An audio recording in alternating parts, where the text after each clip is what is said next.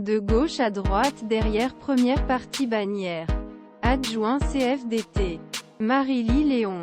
Secrétaire général du CFDT. Laurent Berger. Et CGT. Philippe Martinez. Et, derrière deuxième partie Partiella bannière. Muriel Guilbert et Simon Dutheil. Général des Solidaires. Leur manifestation contre réforme pension. À Paris, 23 mars 2023. Emmanuel Dunant AFP surtout. Ne leur parlez pas du conflit.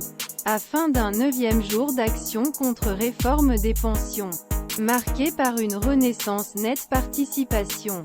Les 13 organisations défense des employés et jeunesse, unies en interunion, ont réaffirmé, jeudi 23 mars, leur désir poursuivre lutte. Une nouvelle démonstration de la force est prévue pour le 28 mars pour signifier au gouvernement que la détermination des troupes reste entière malgré l'adoption du projet au Parlement.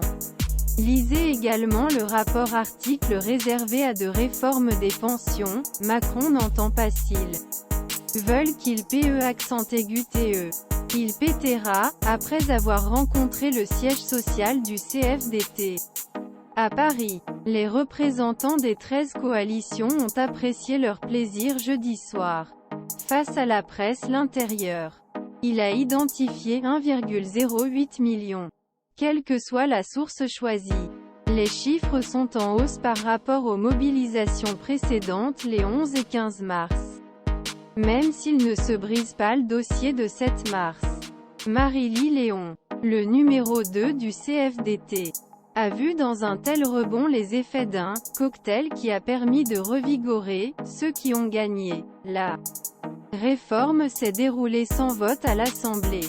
Il y a aussi l'interview télévisée mercredi d'Emmanuel Macron, au cours laquelle le chef de l'État s'est abstenu, répondre leur attente, a ajouté Madame Léon. Encore plus motivés, ces ingrédients générateurs d'une colère accrue, ont amené de nombreuses femmes et hommes à être encore plus motivés à venir aujourd'hui. Enfin, Emmanuel Macron est notre meilleur atout, a déclaré Dominique Corona, secrétaire général adjoint de l'UNISA.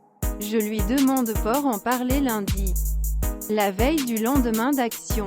Si c'est un 13h, nous sommes sûrs de péter les scores. L'autre élément qui a ravi l'interunion est dû à la présence impressionnante de jeunes jeudi dans les processions, en particulier à Paris. Ils vont massivement dans mouvement et le gouvernement a un peu plus de soucis de faire, a déclaré Catherine Perret, secrétaire confédérale du CGT.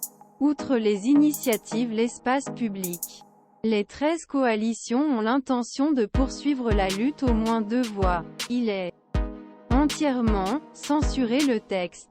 L'intersyndicale veut également encourager population à soutenir le projet de loi référendaire déposé par les parlementaires de gauche, la première étape vers un référendum d'initiative partagée contre retraite à 64 ans.